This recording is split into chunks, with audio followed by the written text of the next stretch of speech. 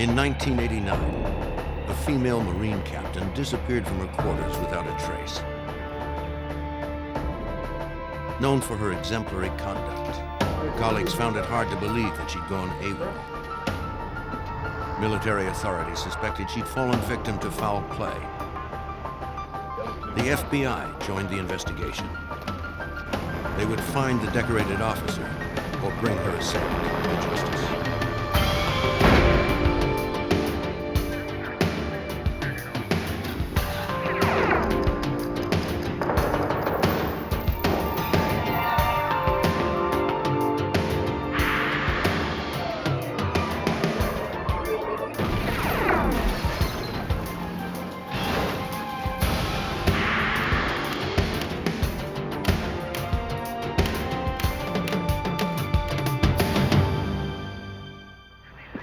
Shirley Russell was a determined woman, determined enough to reach the rank of captain in the United States Marine Corps. When this decorated officer turned up missing, her colleagues refused to believe she'd gone AWOL. It was unclear whether Captain Shirley Russell was dead or alive. I'm Jim Kallstrom, former head of the FBI's New York office. When a crime is committed on a military installation, it falls under federal jurisdiction. Agents would have to rely on their dedication and instinct to solve the mystery of her disappearance.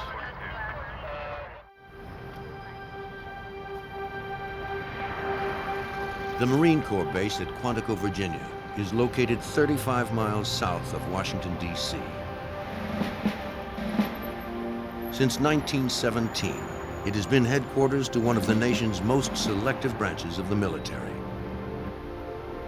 Over 3,000 Marines train, work, and live on the 100-square-mile base. Nearly everything in civilian life is mirrored on base, from department stores to housing. Married officers have the option of living on base in married officers' quarters, which are known as MOQs. For 6 months, MOQ number 394D was the home of Captain Shirley Gibbs Russell and her husband, Robert Russell. By January 1989, Captain Russell decided to end the marriage. For the next month, she would stay with a friend off base until bachelor's housing was available. Shirley packed her civilian clothes, her uniforms, and her Marine-issue firearm. Robert begged her to stay, but Shirley was determined. For her, the move was final. For Robert, the separation meant he had to move off base. As a former Marine, he would be losing his last tie to the Corps.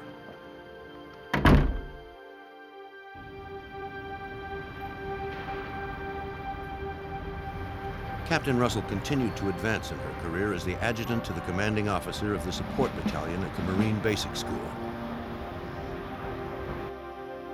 She was in charge of all personnel matters and administrative needs of the support battalion. She was known as a dedicated Marine by her peers and by her commanding officer, Lieutenant Colonel James Hodges.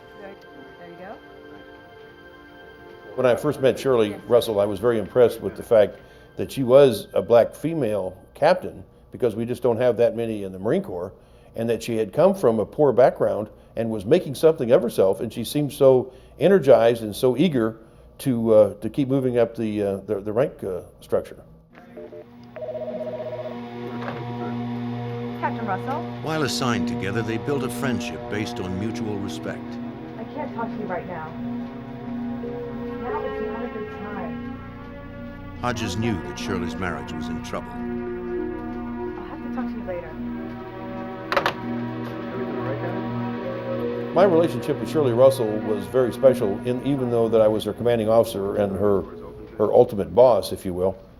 I was very close to her as sort of a big brother mentor.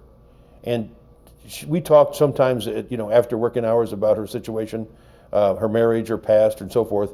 Thank you, sir. On Thursday, March 2nd, about a month after her split with Robert, Shirley requested leave from work. She needed to clean her former quarters and finalize her legal separation. 4 days later, on Monday, March 6th, Hodges arrived at the office expecting to find Shirley at her desk. He was surprised to find her office empty.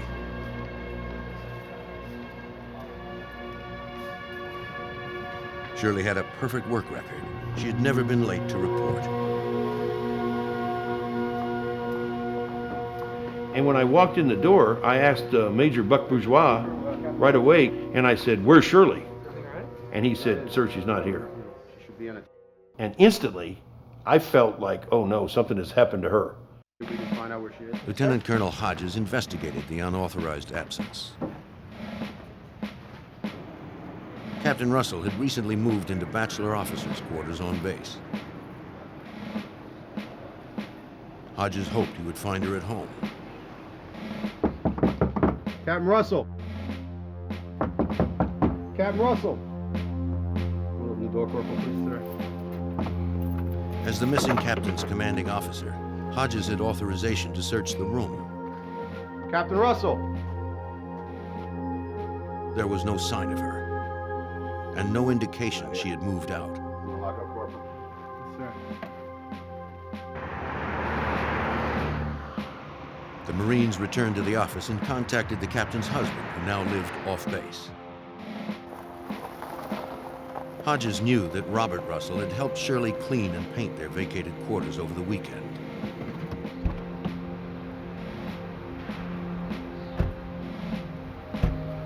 They arranged to meet at the couple's former MOQ.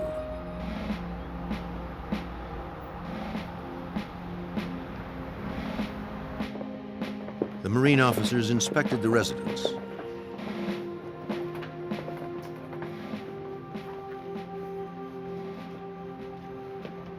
Russell told them that he and Shirley had met here around noon on Saturday to do some touch-up painting.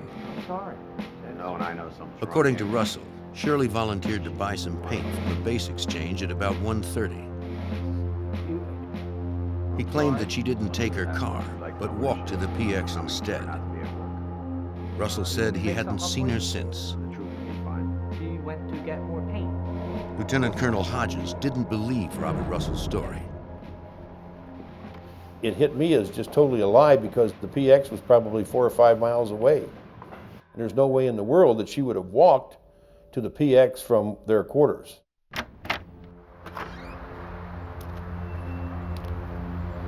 Outside the quarters, the officers also inspected Russell's storage shed. On the floor, Colonel Hodges noticed a rust-colored stain. Russell dismissed it as paint. Hodges was skeptical. He was no expert, but to him, it looked like blood.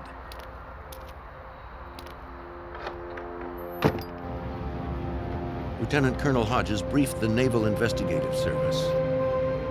The NIS reported the possibility of a crime to the FBI's Washington field office.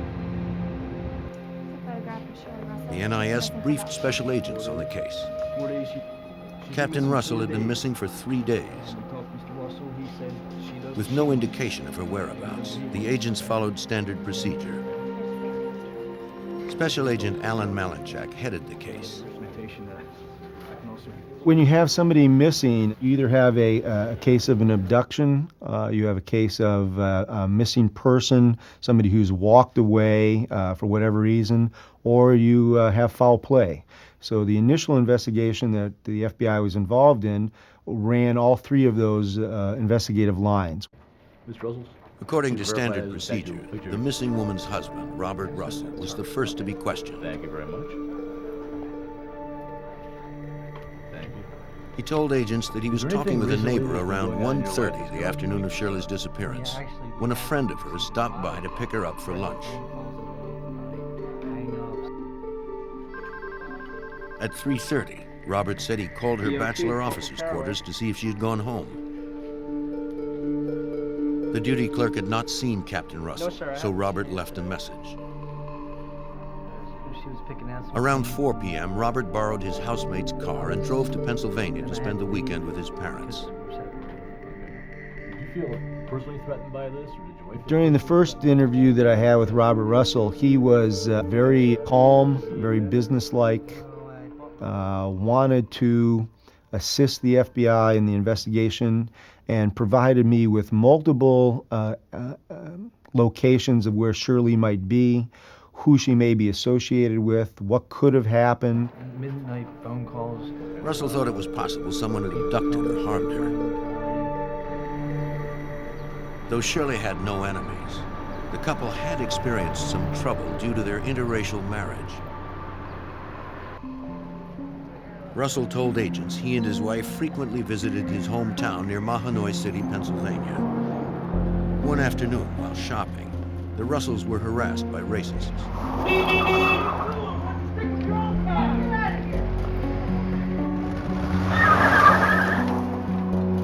According to her husband, Shirley had been frightened, but another incident scared her even more.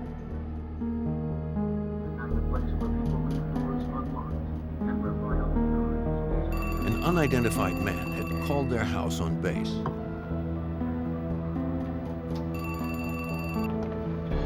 Hello? The The caller used racial epithets and threatened to harm the couple. How'd you get my number? Whoever the caller was knew where the Russells lived.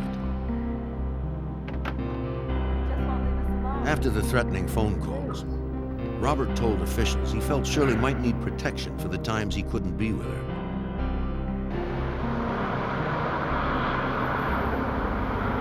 At a pawn shop near base, Robert picked out a .25 caliber Raven semi-automatic just 2 days before Shirley disappeared.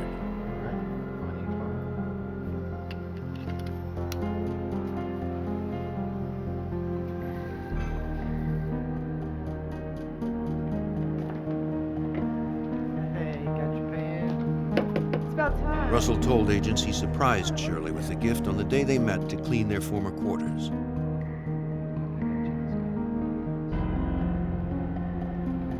I want you to be safe. According to Russell, Shirley was appreciative of the pearl-handled weapon. Thank you. You're welcome. Agents were suspicious of the story.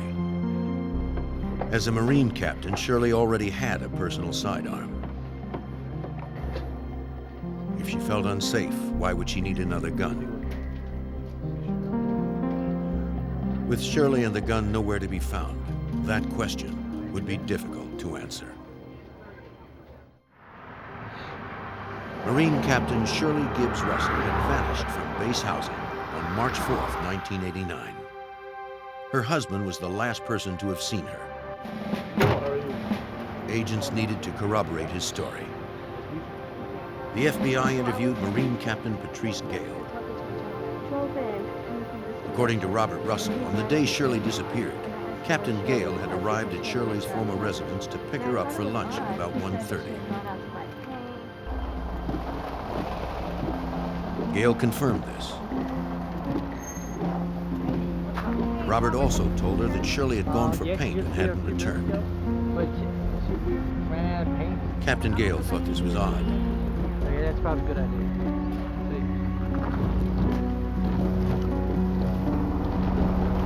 Shirley never missed appointments.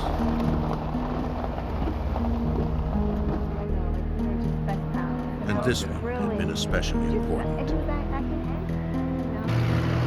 Just a day earlier, Gale had accompanied Shirley to the base legal office to pick up her separation papers. Shirley planned to present them to Robert the day they painted their former quarters. This would make their separation official, and Shirley worried about Robert's reaction. Afterwards, she would need a friend to talk to and ask Captain Gale to meet her. When Shirley failed to show up, Captain Gale worried that Robert had done something to her friend.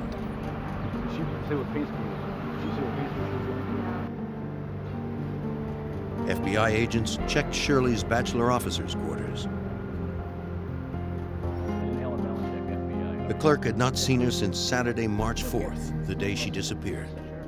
On that same Saturday, Corporal Dan Caraway confirmed that Robert Russell had called, looking for his wife. The corporal noted the time in his logbook as 3:30 p.m. About a half hour after he took the message, Caraway thought he saw Captain Russell. She was talking on the telephone.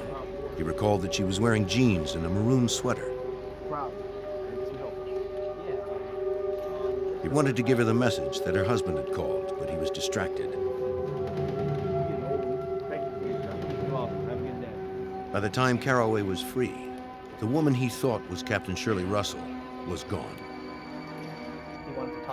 His description contradicted Robert Russell's statement that Shirley had been wearing a blue jogging outfit.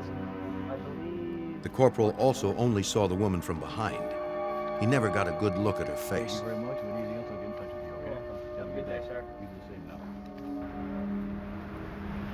Agents doubted if she ever returned to her apartment. They found no trace that Shirley had changed her clothes or brought back the separation papers.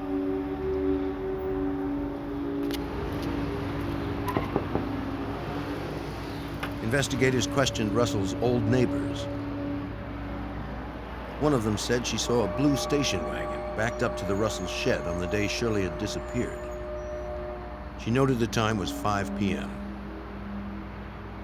This was an hour later than Russell claimed he left for Pennsylvania. Investigators wondered if Robert Russell was mistaken or lying. Agent Alan Malinchek called the FBI in Pennsylvania to pin down Russell's whereabouts the rest of that day. Special Agent Michael Quirk of the Allentown office became co-case agent. He contacted Robert's parents. Robert Russell had traveled to St. Clair, Pennsylvania on March 4th, 1989, and he stayed with his family the weekend of March 4th, March 5th.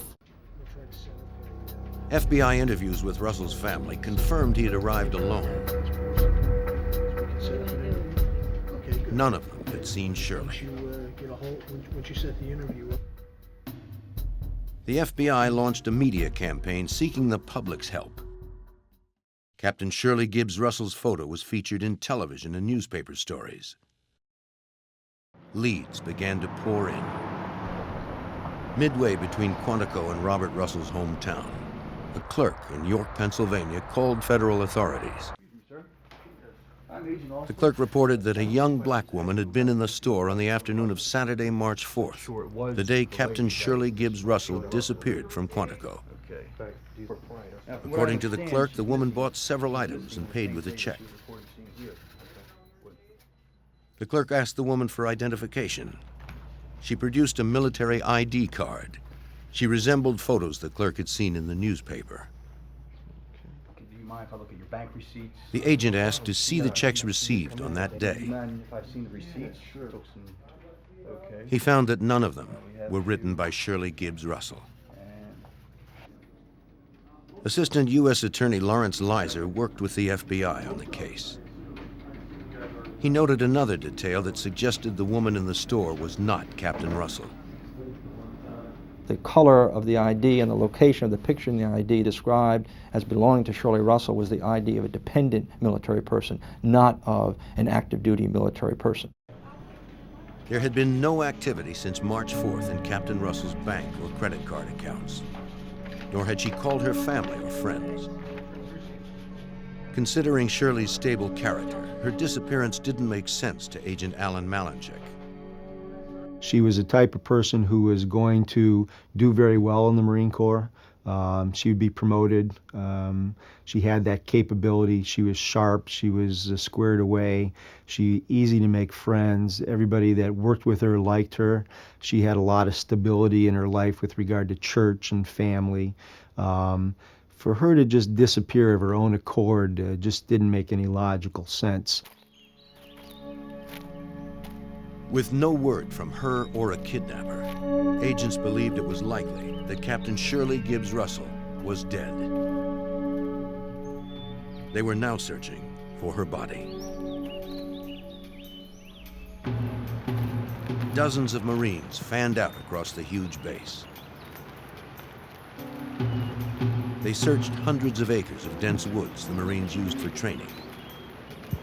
They found no trace of the missing captain.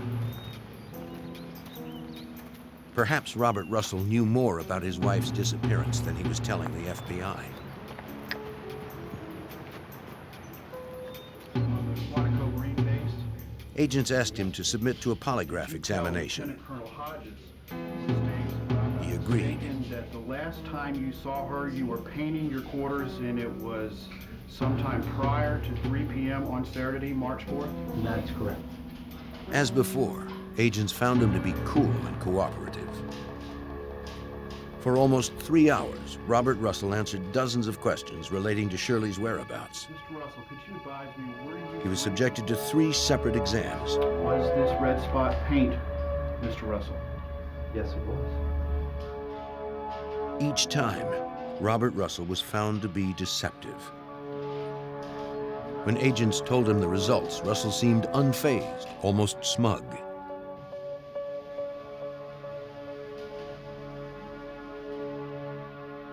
Just to exclude you from any evidence we found. He even consented to be fingerprinted. Perhaps he was aware that polygraphs were inadmissible in a federal court of law. Prints.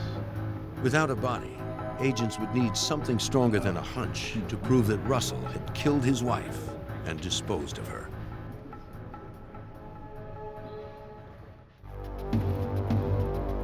In the spring of 1989, the FBI continued to hunt for the body of Marine Captain Shirley Gibbs Russell. In their search for answers, agents delved deeper into the background of their prime suspect, her husband, Robert Russell. Special Agent Michael Quirk learned that Russell was already married before he met Shirley. He had 2 children with his first wife, Pam. The marriage only lasted 6 years. In 1986, Russell told his wife that he wanted a divorce. He left Pam and their children on Christmas Day. 6 months later, Robert married Shirley while they were both stationed at Parris Island, South Carolina. The FBI learned that Shirley was transferred to Quantico a short time later. They also learned that Robert told friends that the distance was hurting his marriage. He claimed he was leaving the Marine Corps to join Shirley in Quantico in order to stabilize their relationship. But agents discovered a different motive for the move. Agents believed it was unlikely Robert would voluntarily relinquish his rank as captain.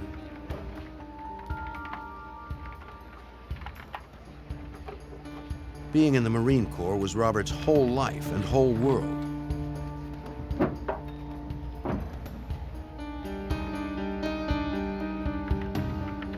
Military records showed that in February of 1988, while stationed at Gulfport, Mississippi, Robert's superiors found that his passion for the Corps did not seem to apply to its regulations.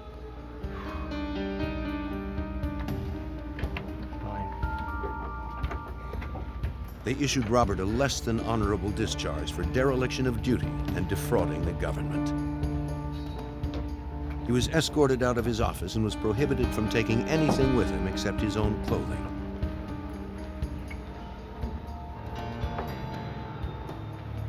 Although Robert was no longer a Marine, he moved into officers' quarters at Quantico based on Shirley's rank of captain. While Shirley supported him, Robert tried to get his life back on track by becoming a teacher at a nearby high school.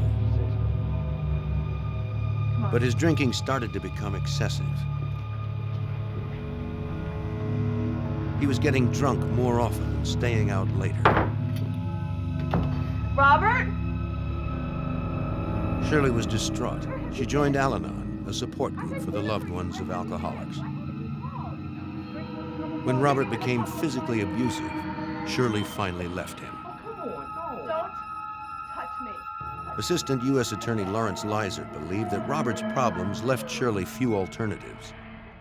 She realized the marriage was going nowhere, began to get counseling from a local counseling center that was made available to members of the Marine Corps. She also consulted with a Navy lawyer to begin the divorce process. To investigators, Russell's instability and abusive behavior reinforced their belief that he was capable of killing Shirley.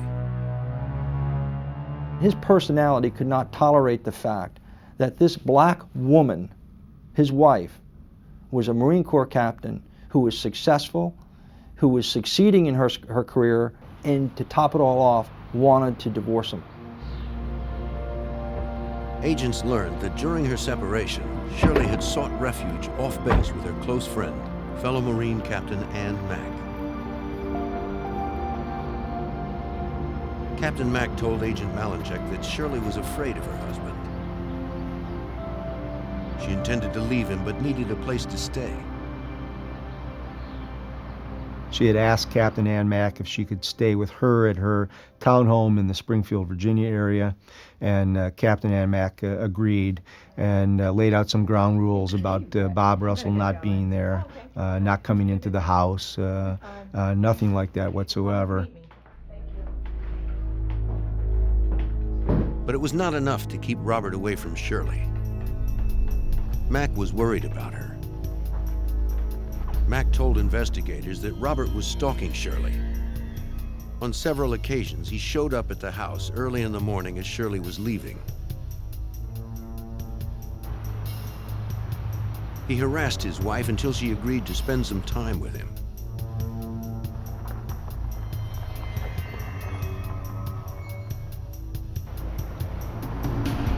Mack said that Robert Russell was living off base. He had moved in with one of his new colleagues.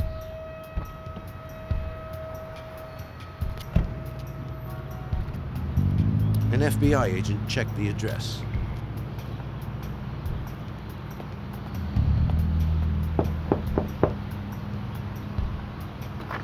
It was the home of Sandy Flint. Sandy Flint offered little. She said she knew nothing about Robert's missing wife.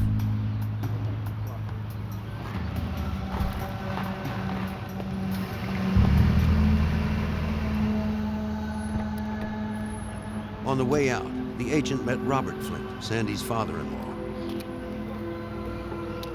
He was a retired painter who had worked at the base at Quantico for 10 years. Mr. Flint told the agent about a conversation he had with Robert Russell 2 days after Shirley's disappearance. Robert Russell asked him how to clean up stains from concrete floors. And the father-in-law had told Bob Russell that you could just use chlorine or soap and water and that would pretty much clean it up or dilute it. And Bob had asked him, well, what if it's blood? And the father-in-law had said, well, you could use muriatic acid. Mr. Flint told the agent something else of interest. Sandy and her husband had recently separated. He suspected Sandy was now having an affair with Robert Russell. With each new person agents interviewed, they found more deception from Robert Russell.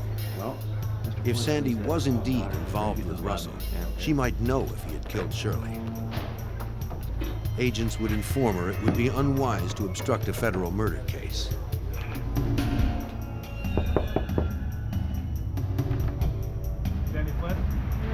Sandy agreed to speak with the FBI. This time, agents found her to be far more cooperative.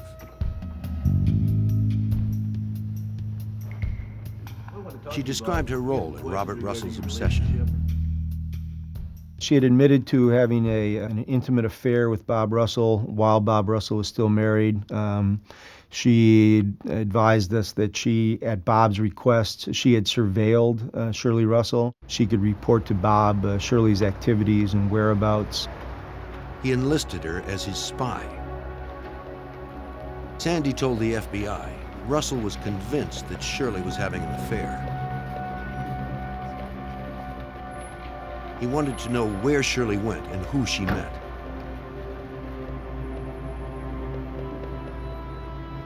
Sandy followed her everywhere, but found nothing to support his delusional fixation.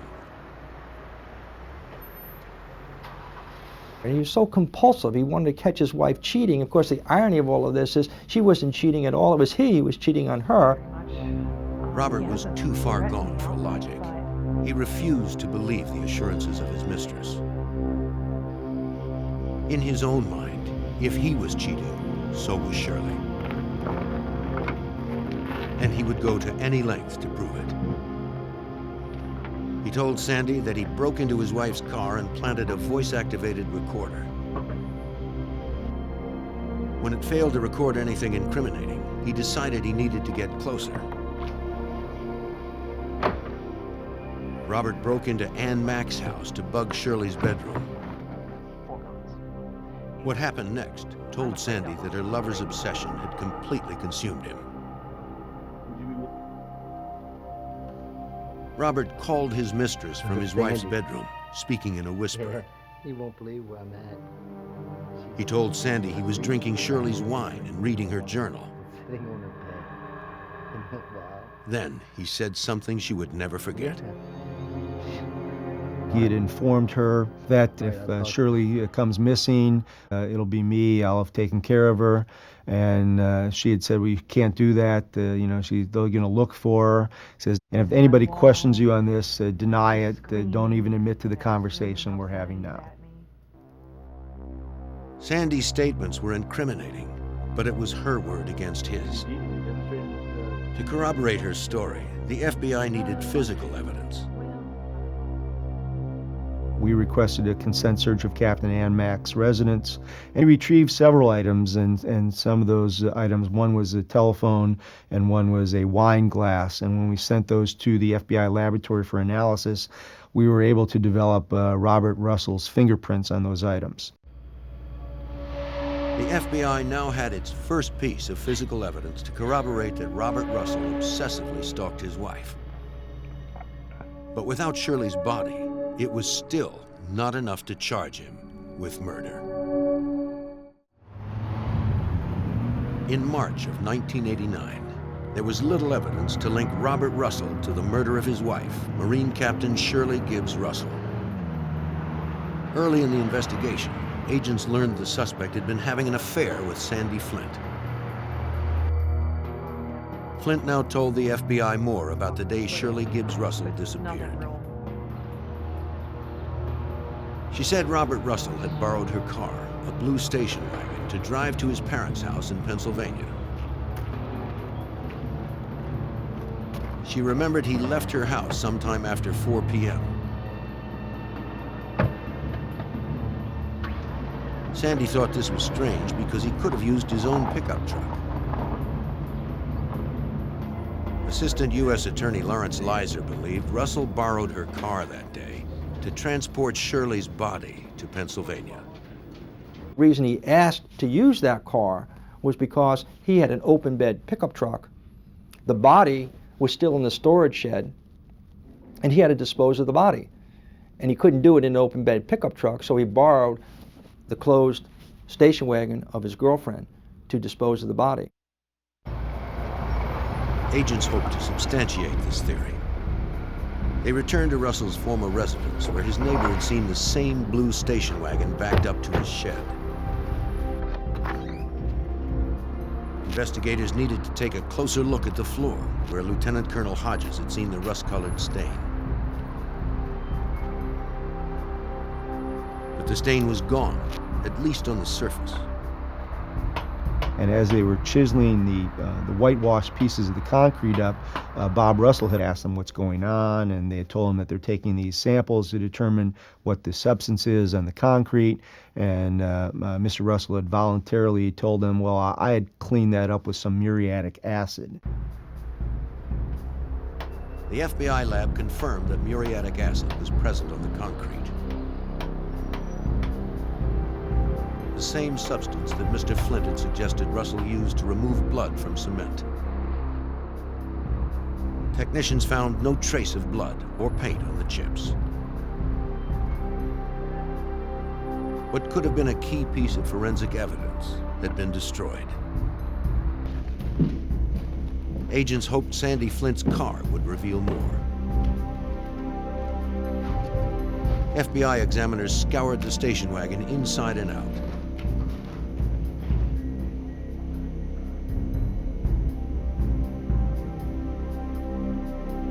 It was unusually clean for an older car that had so recently made a round trip from Virginia to Pennsylvania. It turned out to be another dead end. As the investigation stalled in Virginia, Robert Russell split up with Sandy, packed his things, and moved to Pennsylvania to start a new life. The FBI's investigative focus turned north as well. Agents followed Robert's every move. They observed that while he relied on his parents for support, he was very close to his brothers, Mike and Ron. Agents approached the brothers on several occasions.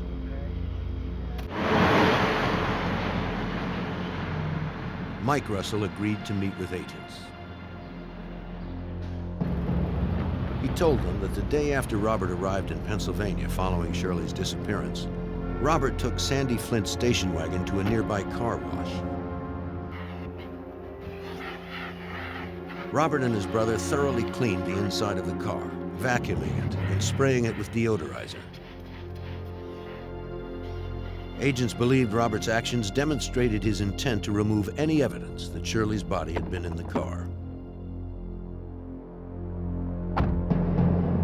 Mike Russell told agents he never saw a body. He did concede that his brother's behavior had seemed desperate since Shirley left him.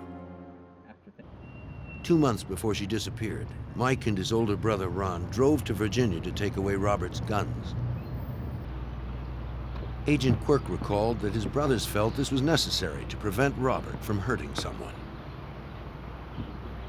He was depressed in the fact that he was no longer in the Marine Corps, that he loved the Marine Corps. He didn't have money. He was a captain in the Marine Corps. Now he's a special education teacher. Shirley had removed him from her checking account, so he was having problems financially. Circumstantial evidence was mounting, but the FBI lacked one crucial piece of evidence for their case: Shirley Gibbs Russell's body. The first question was where to look. Agents learned the answer from Robert Russell's first wife, Pam. Robert's boyhood home was in Schuylkill County, a rural, mountainous region in northeastern Pennsylvania.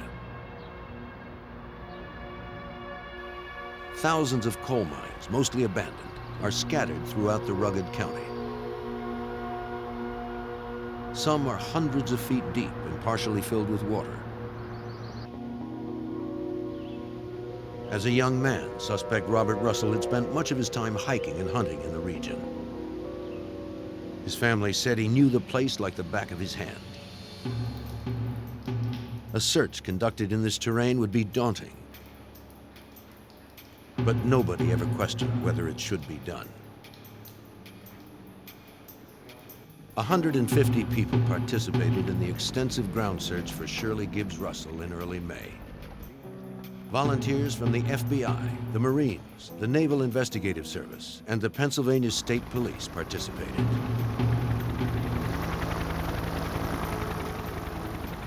None of them were more eager to find the missing Marine than her own peers from the United States Marine Corps. 9 helicopters and 6 transport trucks filled with Marines were deployed. Over 3 days, they searched 2,000 acres of land. They never found Captain Russell's body. Agents would soon develop a theory as to why the search was not more fruitful. Agent Quirk learned about a strange phone call Ron Russell received from his brother Robert. Robert had asked Ron if he could get him some dynamite.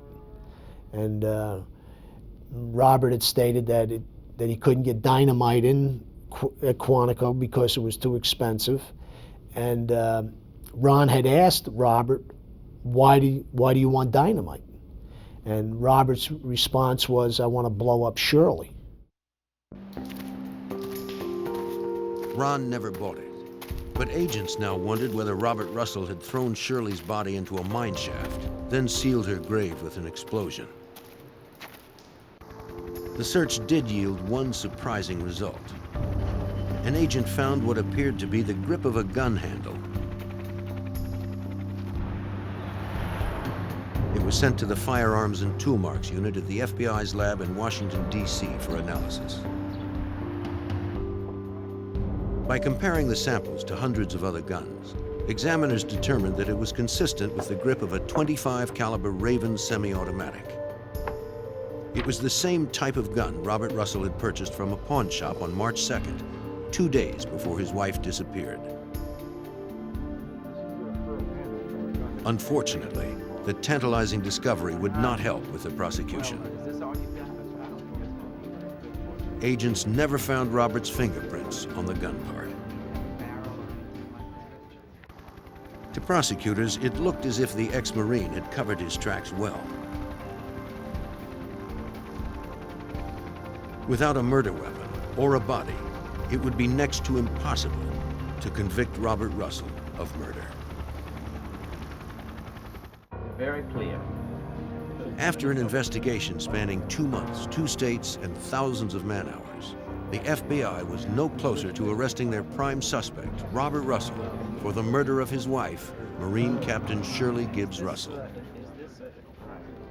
Though agents had gathered a significant amount of circumstantial evidence, Assistant U.S. Attorney Lawrence Leiser didn't have enough physical evidence to prosecute Russell for the crime. We didn't have a body, we didn't have eyewitnesses, we didn't have weapon, and it just took a tremendous amount of investigative skill and effort to put the pieces together, to go out and search out the leads, tremendous amount of hours and energy that these FBI agents took to gather the evidence. Authorities didn't even have enough evidence to make an arrest. Agents were frustrated, as were the hundreds of Marines whose lives had been touched by Captain Shirley Russell. It was like the loss of a child or a dear friend, and there was nothing you could do about it. And what frustrated me so much was she was so close to being extricated from her bad marriage, and for her to be killed, it still bothers me to this day. I mean, it's just one of those things that you just never really totally get over. It looked as if Robert Russell was going to get away with murder. But Russell's past indiscretions would come back to haunt him.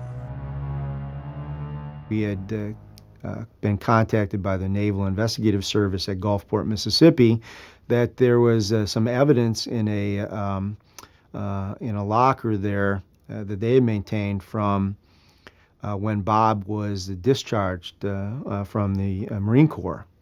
And so they sent it to us, and it turned out to be a floppy disk. It had been confiscated when Russell was relieved of duty in Mississippi, a year before Shirley Russell disappeared.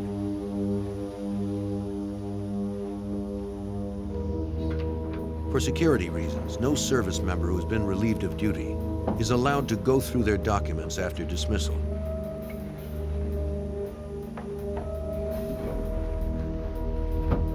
One of Russell's former superiors found the disk and read its menu of contents. One of those items that he saw on the menu was the word murder. And he pushed the mouse for that, on that word murder, and up came 26 steps, very detailed and elaborate steps on how Robert Peter Russell was planning the murder of Captain Shirley Gibbs. Russell's plan clearly documented his intentions.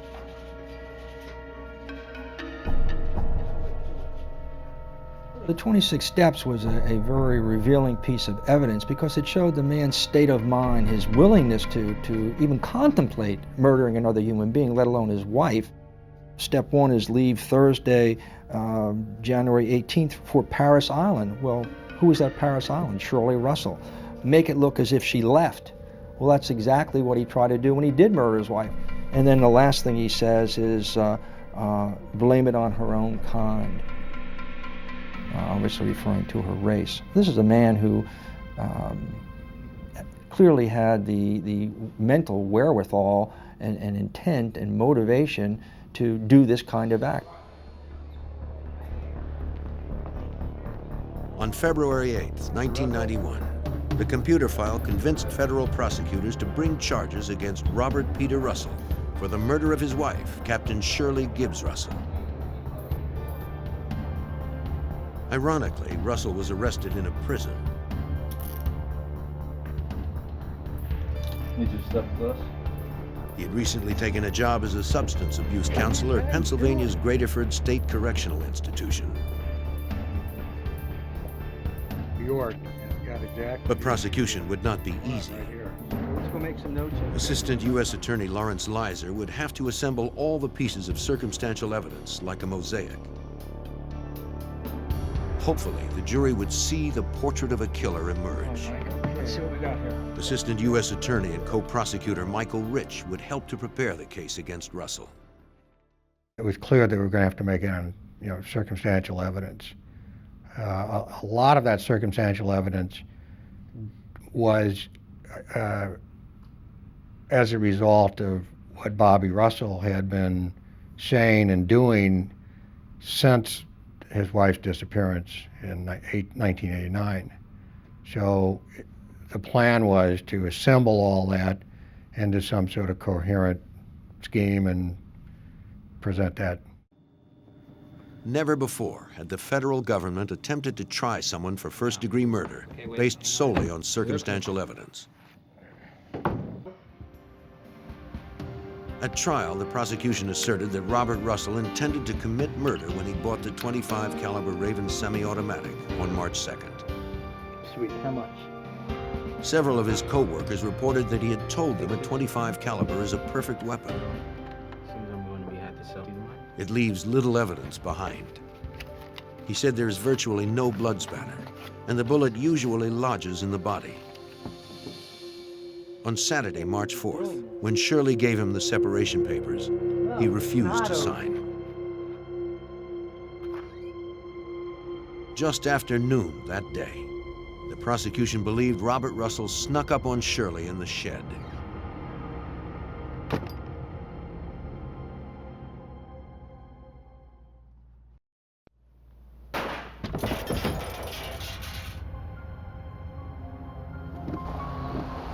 He had to wait for nightfall before he could remove the body.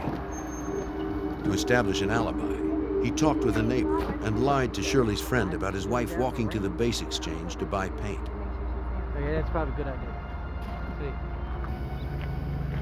See. Around 4 p.m., he went to Sandy Flint's house and borrowed her station wagon.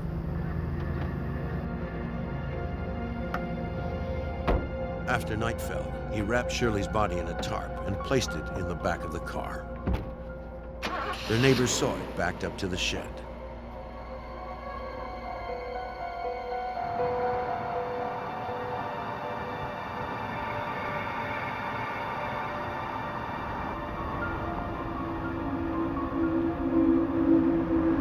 He then drove 4 hours to St. Clair, Pennsylvania with the body in the back of the car.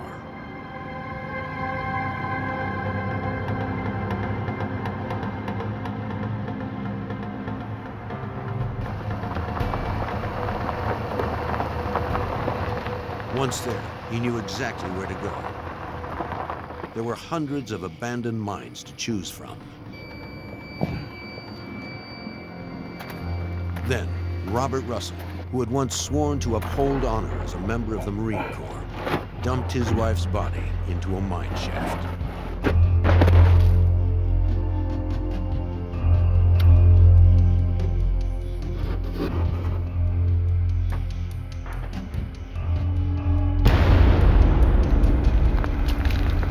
He threw dynamite in to bury the evidence under thousands of pounds of rock. The jurors were convinced. On May 3rd, 1991, Robert Peter Russell was convicted of murdering his wife, Shirley Gibbs Russell.